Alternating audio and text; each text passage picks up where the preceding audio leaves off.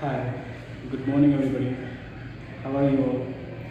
I hope you all will be okay and fine at home, safe during this time, this pandemic. The schools are about to open very soon, about that, the guidelines of government.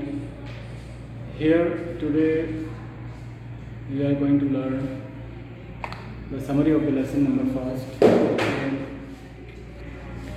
the summer of the beautiful white horse.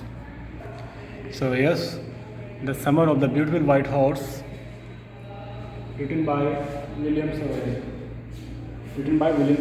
ये बहुत ही necessary है. It is very necessary to learn the name of the poet and name of the author and writer. ये बहुत ही ज़रूरी होता है, ये आपको याद रखना ही रखना ही होता है. अभी मैं इस लेसन की आपको समझ बताऊँगा अपने शब्दों में. तो चैप्टर में क्या है, सबसे जो मेन कैरेक्टर है, the main character of the story is आराम. छोटा लड़का है जो कि नरेटर भी है ना. राइटर कोई और है, नरेटर ऐसा होता है ना स्टोरीज में कि राइटर कोई और होता है, नरेटर कोई और होता है. तो नरेटर है आराम, जो कि अपनी स्टोरी को नरेट कर रहा है, अपनी बचपन की बातों को. और राइटर है विलियम सवेल. तो होता क्या है, देखिए, ये जो लड़का है, ये इसका नाम है आराम. इसका एक कज़न है जिसका नाम है मुराद.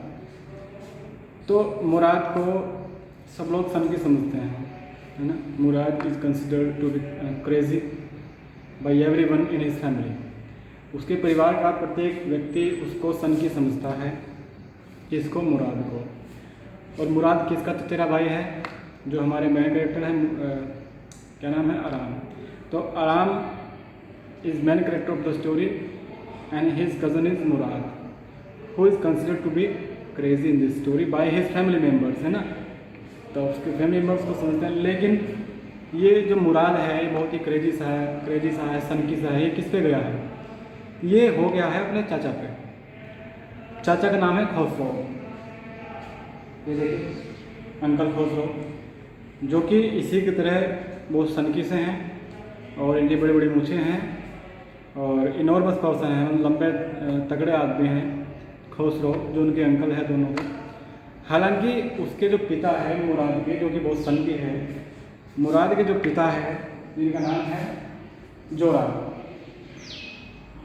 कुछ प्रैक्टिकल पर्सन, जो एक व्यवहारिक आदमी है, प्रैक्टिकल पर्सन है, अच्छा आदमी है. व्यवहारिक जैसे लोग होते हैं तो वैसा ही आदमी है, अच्छा है. लेकिन मुराद किस पर गया है? अपने चाचा पर, जिसका नाम है खोसरो, जो कि एक बहुत ही इम्पेशेंट सा आदमी है. बहुत ही इम्पेशेंट मतलब बेचैन सा आदमी है.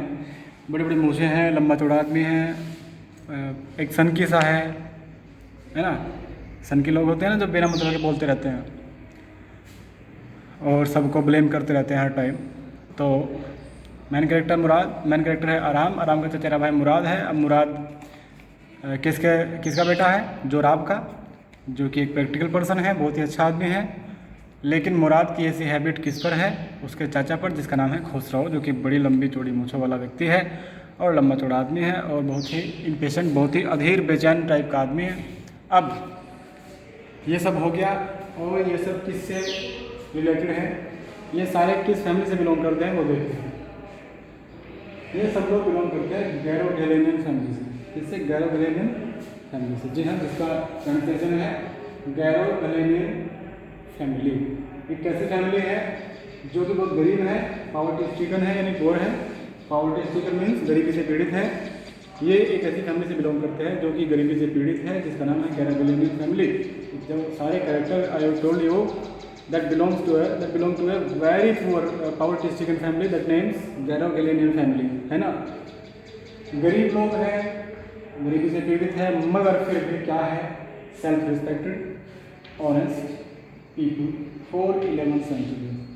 पिछली 11 शताब्दियों से ये जो परिवार है गैरोगैलेनियन फैमिली, 11 शताब्दियों से मीन्स 11 शताब्दियों से नहीं, ये 11 डिकेड से है ना. एक मिनट, ये अभी एक मिनट रुकिए, कंफर्म कर लेता हूँ. हाँ ये सेंचुरी ही है पर मिस्टेकन हो गया है ज़रा, क्योंकि 11 शताब्दी बहुत लंबा टाइम बैठता है, इसलिए मुझे थोड़ा कन्फ्यूज़न हो गया था बेटा कि 11 सेंचुरी ये ठीक लिखा हुआ था। पिछली 11 शताब्दियों से ये जो परिवार है ये बहुत ही स्वाभिमानी है ना, और ऑनेस्ट है, बहुत ही ईमानदार है। और लोग अगर ये कोई चोरी भी कर ले, कोई ऐसी चीज़ कर दे दैट इज़ समथिंग रॉन्ग, तो लोग इन पर विश्वास नहीं करेंगे, क्योंकि पिछली 1100 वर्षों से, एक शताब्दी एक सेंचुरी आपको पता है 100 ईयर्स का होता है, और पिछले 1100 साल से ये लोग बहुत ही अपनी ईमानदारी और स्वाभिमानी की वजह से जाने जाते हैं, है ना। सेल्फ रिस्पेक्टेड है, सेल्फ रिस्पेक्ट के लिए मर जाएंगे मिट जाएंगे कुछ भी कर देंगे, और पिछली 11 शताब्दी से बहुत ही ईमानदार और सेल्फ रिस्पेक्ट है। अभी जो है बहुत गरीब फैमिली से बिलोंग करते हैं, जिस फैमिली का नाम है गैरोगेलेनियन फैमिली। ओके, तो ये हुआ फैमिली का बैकग्राउंड। कहानी में क्या होता है मैंने आपको बताया, आराम है और मुराद है, दो छोटे लड़के हैं। दोनों लड़के बहुत ही शौकीन हैं हॉर्स राइडिंग के, है ना, तो घोड़ों के बहुत शौकीन होते हैं दोनों लड़के। मुराद आपको जैसा मैं बता चुका हूँ बहुत ही सनकी टाइप का लड़का है, लेकिन आराम बहुत ही प्रैक्टिकल है और अच्छा लड़का है। तो मुराद एक दिन क्या करता है, एक किसी का घोड़ा चुराता है, काफ़ी टाइम से घोड़ा चुरा कर रखता है। तो जैसा उसको याद आता है कि मेरा जो चचेरा भाई है आराम, उसे भी घुड़सवारी करना बहुत पसंद है, he also likes horse riding.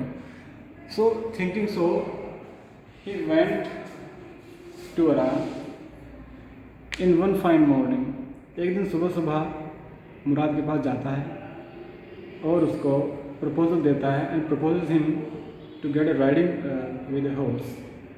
He has a white beautiful horse in that morning. सुबह सुबह एक सफ़ेद घोड़ा लिए हुए था मुराद, जो कि बहुत सनकी था, पता नहीं कहाँ से लाया था। तो आवाज़ देता है आराम को, आराम जल्दी बाहर आओ। तो आराम देखता है कि इतने सुबह 4 बजे, हो सकता है मैं सपना देख रहा हूँ, maybe I am dreaming, but he peeked out of window के बाहर झाँकता है तो देखता है Murad was standing there, not standing, sitting on the horse, a beautiful white horse. तो कहता है ये घोड़ा कहाँ से लाया? तो कहता है मुराद के इतना टाइम नहीं है, एक काम करो, अगर तुम्हें हॉर्स राइडिंग करनी है तो आ जाओ, उस घोड़े पर बैठो तो मेरे साथ चलो। तो एकदम से आराम को विश्वास नहीं आता कि जो चीज़ हमने सपने में सोची थी, अक्सर ऐसा होता है कि जिस चीज़ का हमने बचपन से ख्याल किया हो और हमारी रीच के बाहर हो, यानी पहुंच के बाहर हो। पहुंच के बाहर से मेरा मतलब है कि मान लिया हम कोई ऐसी चीज़ खरीदना चाहते हो जिसको हम खरीद ना सकते हो, we don't have enough money to buy the thing and we are found of use the things from our childhood, है ना। बचपन से हम सोच रहे हो कि इसके शौकीन हो और खरीद ना सकते हो, उसको आउट ऑफ रीच कहते हैं, पहुंच से बाहर, है ना। तो एकदम से देखता है कि मुराद, वो भी मुराद सन की, खरीद तो नहीं सकता नहीं, तो पक्का इसने चोरी किया होगा, है ना। तो फिर भी वो है बिना सोचे समझे उसके साथ चल देता है, उसके पीछे बैठ जाता है और वो निकल जाते हैं जंगल की तरफ। फिर क्या होता है, वो काफ़ी राइडिंग करते हैं तो रास्ते में आराम कहता है कि भाई मुझे भी घुड़सवारी करने दो, मुझे भी राइडिंग करने दो। तो जैसे राइडिंग करने को कहता है तो एकदम से मुराद कहता है कि भाई तू जो है गिर जाएगा, तेरी बस की बात नहीं है ना। लेकिन आराम जिद करता है ना, and says him again and again, बहुत बार उसको कहता है कि मुझे प्लीज़ घोड़ा दिखाओ। तो अंत में मुराद जो है आराम को वह घोड़ा दिखा देता है और हाउस राइडिंग करने देता है ना। Let him ride on a horse. कौन से हॉर्स है? ब्यूटीफुल वाइट हॉर्स, जो कि नाम है लेसन का। तो फिर क्या होता है, कुछ ही देर बाद जैसे आराम ट्राई करता है घुड़सवारी करने की, हॉर्स राइडिंग करने की, जैसे उसकी लगाम फंसता है तो वो आगे चल नहीं पाता। तो पीछे से मुराद कहता है कि इसको मतलब खींचो या इसको टच करो कहीं पर अपनी टांग से, इससे नहीं चले। तो आगे को इस तरह टच करता है तो घोड़ा एकदम से क्या होता है, स्टैंड हो जाता है, अगले अपने पंजों पर आगे से खड़ा हो जाता है, सिर्फ पिछले पैरों पर और एकदम से दौड़ता है पूरी तेज। तो दौड़कर वह कहाँ चला जाता है, ध्यान से देखें, मैंने एक डिटेल्स लिखी है जिससे कि आपको एग्जाम में बड़ी हेल्प मिलेगी। तो एक किसान फेतवाजियान, जिसका नाम था फेतवाजियान, तो फेतवाजियान के कहाँ घुस जाता है, डिजर्टेड वाइनयार्ड में। एक अंगूर की जो बेल थी वह उन खंडरों में जो खेत के डिजर्टेड पड़े हुए थे, वहाँ कुछ भी नहीं खड़ा था, बस अंगूर की कुछ बेलें थी, और वहाँ वह घोड़ा उसे आराम को लेकर उसमें घुस जाता है। तो 4-5 बेल टूट जाती है और आराम नीचे गिर जाता है, और घोड़ा आगे भाग जाता है, सारी बेल कुचल देता है उसकी। और बेल किसकी थी, फेतवाजियान की। फेतवाजियान के खेत खाली पड़े हैं, मैंने जैसे कहा यहाँ लिखा है डिजर्टेड, क्योंकि ये कह रहे हैं कि बहुत पहले वो जो खेत थे जो अब डिजर्टेड हो गए हैं, जो खंडर हो चुके हैं, जो बंजर हैं, वो किसके थे, वो थे फेतवाजियान के। ये याद रखना है, ऐसे रेट आ जाते हैं क्वेश्चन एग्जाम में।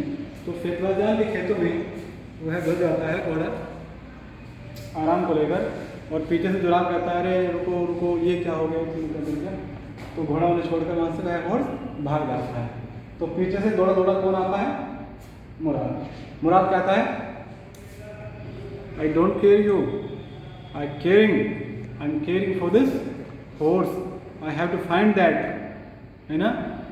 हमें वह खोजना ही है कि मुझे तेरी कोई फिक्र नहीं है, तू गिरा मुझे मतलब नहीं है, गिरा तेरे हाथ टूट गए, चोट लगी, मुझे मतलब नहीं है, हमें वह घोड़ा पकड़ना है। मैं तो दौड़ कर जो आया हूँ, जैसे मैंने पहले कहा कि वो लड़का सनकी है, कहता है वो घोड़ा हमें किसी भी कीमत पर पकड़ना ही है, तुम इस रास्ते से जाओ, you go this way and I go this way. तो जाते हैं और घोड़ा पकड़ने की कोशिश करते हैं, खैर उसको पकड़ लेते हैं। फिर जब आराम देखता है कि यार ये तो एक्सपर्ट हो गया, कि ये जो मुराद है ये भी मेरी तरह से घोड़ों के हम लोग सपने देखा करते थे, और आज ये इतना एक्सपर्ट हो गया घोड़ा पकड़ने में, चलाने में और राइडिंग करने में, तो ऐसा क्या हो गया जो उसको एकदम से इस तरह आ गया। एक दिन में तो ये सीख नहीं सकता, it is impossible to learn the riding और anything in just one day, तो एक दिन में तो सीखना इम्पॉसिबल है कोई भी चीज़। तो वह पूछता है कि Murad tell me the truth, from how many days you stole this, you still, है ना, यू स्टोल दिस हॉर्स, कि आपने कितने दिनों से यह घोड़ा चुरा रखा है। तो मुराद कहता है कि तुम बस इतना ध्यान दो कि मैंने इसको आज सुबह ही चुराया, मतलब बताता नहीं उसको, कभी किसी को बता दो कि तुम बस इतना याद रखो तुमने आज सुबह देखा है तो मैंने आज ही चुराया है, ठीक है। फिर वह उसको बता देता है फाइनली कि मैंने इसको 1 महीना हो गया, नहीं बताता नहीं है। फिर आगे क्या होता है, कुछ टाइम बाद वो उस घोड़े को पकड़कर वहीं पे छिपा देते हैं और घर चले जाते हैं। कुछ टाइम बाद क्या होता है, उनके घर पे मुराद और आराम घर चले जाते हैं। मुराद घर से बाहर ऐसे ही मैंने बताया सन के टाइम पे कहीं जाकर बैठ जाता है दूर आराम से। एक पक्षी जिसके पंखों पर चोट लग चुकी थी, उसके पंखों को मरहम पट्टी मतलब कर रहा था, वो हर्ट हो गया था उसका एक दिन, तो वो उस पर कोई अप्लाई कर रहा था, कोई चीज़, कोई दवाई अप्लाई लगा रहा था, मतलब मल्लम वगैरह। फिर वहाँ उनके घर पे एक आदमी आता है जिसका नाम होता है जॉन बायरो। जॉन बायरो उनके घर पे आता है, जो कौन है, जो उस हॉर्स का ओनर है, जी हाँ, जिसका घोड़ा चोरी हुआ है उसका ओनर का नाम क्या है, जॉन बायरो। तो there are 2 farmers in this story, there are 2 farmers, one is Fetvajian and second one is John Byro. But you don't be confuse, John Byro जो है हॉर्स का ओनर है, और फेतवाजियान ये जो खेत डिजर्टेड हैं, जो बंजर पड़े हुए खेत हैं जिनमें अंगूरों की 2-4 बेल लगी हुई हैं, उसका मालिक है। कभी हुआ करता था उसका मालिक फेतवाजियान, और घोड़े का जो मालिक है जॉन बायरो। तो जॉन बायरो उनके घर पे आता है, उसके अंकल बाहर बैठक में ही बैठे रहते हैं, लिविंग रूम में बैठे रहते हैं। आता है जॉन बायरो और सलाम नमस्ते करता है, फिर बैठ जाता है उसके पास, तो बातें करते रहते हैं, हुक्का पीते रहते हैं। तो मैंने जहाँ से याद रखें, ये जो आदमी है खौसरो, बहुत सनकी है, बड़े बड़े नॉस्टिक वाला और भारी भरकम इनॉर्मस सा पर्सन है। तो इसके पास आता है किसान और कहता है कि नमस्ते, जो भी करता है, और बातों बातों में हुक्का पीते हुए कहते हैं कि मेरा एक घोड़ा सफ़ेद कलर का पिछले 1 महीने से गायब है। और आराम वो सारी बातें वहाँ बैठकर आराम से सुन रहा है कि मेरा घोड़ा पिछले 1 महीने से सफ़ेद कलर का है, गायब है, जो अभी तक नहीं मिला है। तो ये जो सनकी सा पर्सन है जिसका नाम क्या है, खोसरो। ये खोसरो जी एकदम गुस्से में लाल हो जाते हैं, कहते हैं कि क्या करो, तुम्हारे घोड़े का खो गया तो। अरे हम जहाँ से आए हैं, जहाँ जिस गांव के रहने वाले थे, हमारी ज़मीन लुट गई, घर बर्बाद हो गया, हमें तो कुछ नहीं हुआ, तो मर गया एक घोड़े के बिना। इसी को उल्टा डांटता है। तो ये कहता नहीं मैं सिर्फ बता रहा था। अरे तू क्यों बता रहा था? तो उसने कहा कि फिर भी मेरा घोड़ा बहुत महंगा था, बहुत ही महंगा था, इतने डॉलर का था। तो ये कहता है कि फिक्र मत करो, don't think about that, forget it, भूल जा, जितने महंगे तेरा घोड़ा था भूल जा। फिर ये बताता है किसान जॉन बायरो बताता है कि मैं 10 मील की दूरी तय करके आपके पास आया हूँ। तो कहता है टांगे हैं तेरे पास? वही खोसरो कहता है कि टांगे हैं ना तेरे पास, 10 मील की दूरी तय करके आया, क्या दिक्कत है? तो फिर कहता है मेरी एक टांग में दर्द है, मेरी टांगें दुखती है, ये कहता है जॉन बायरो।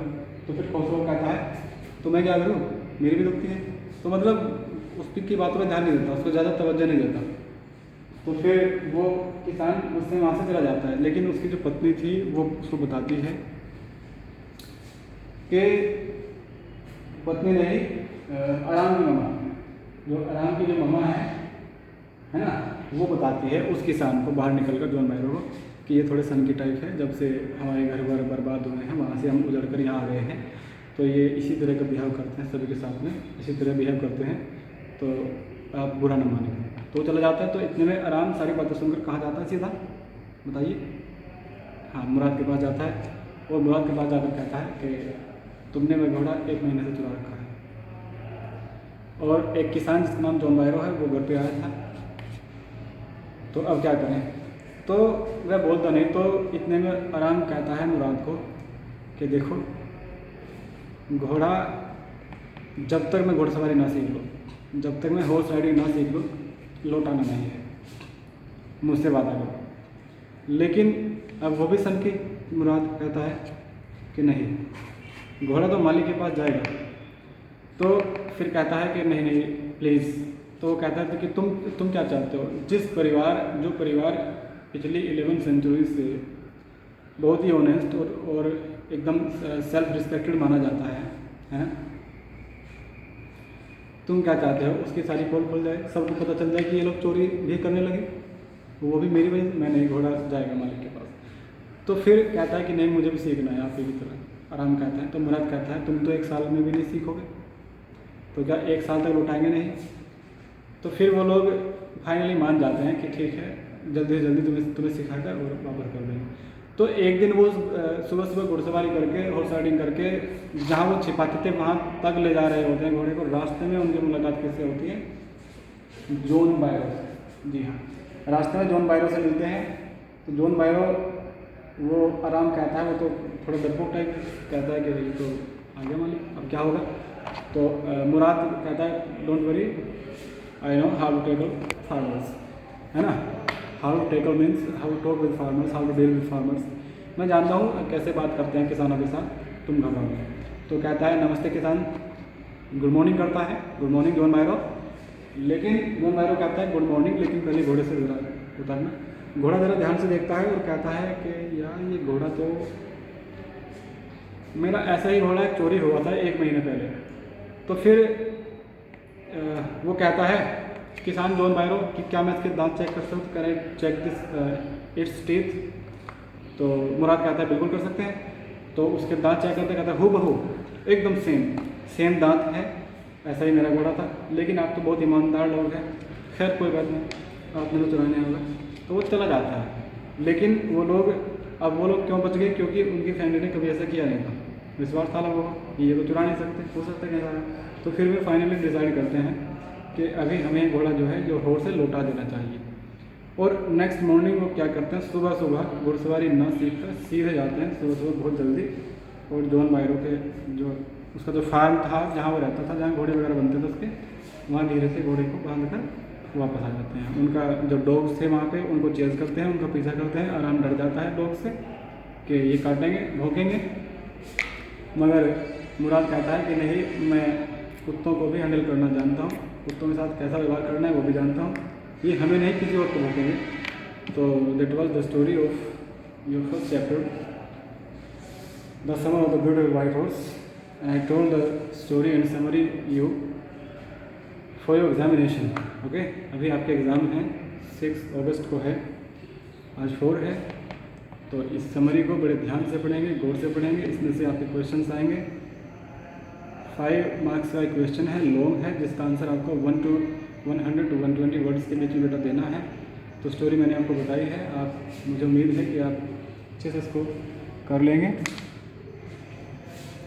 आंसर बनाने भी आप सीख चुके हैं, तो स्टोरी से आंसर बनाइएगा, स्टोरी पढ़िएगा। तो ये सारे कैरेक्टर्स का जो लिखा है बोर्ड पर, इसका आप स्क्रीनशॉट भी ले सकते हैं, है ना। तो ये आपका रिवीजन का वीडियो था। कल फिर आपको कोई दूसरी वीडियो मैं सेंड करता हूँ, तब तक के लिए इसी रिवीजन करते रहिए। और 2 क्वेश्चंस भी आ सकते हैं लेसन में से, ये बात भी ध्यान रखना। 10 नंबर का मटेरियल है, ठीक है। ये भी आ सकता है कि जैसे आपको 4 क्वेश्चंस दिए, 4 में से 3 करने हैं, तो हो सकता है इसी लेसन से 2 क्वेश्चंस हो। तो गौर से पढ़ना। ये मुझे पता नहीं वो कौन सा चैप्टर है जिसमें से 2 क्वेश्चंस हैं। 2-3 चैप्टर की समरी करा दूँगा, ध्यान से पढ़ना। ओके, ठीक है बेटा। Okay, thank you.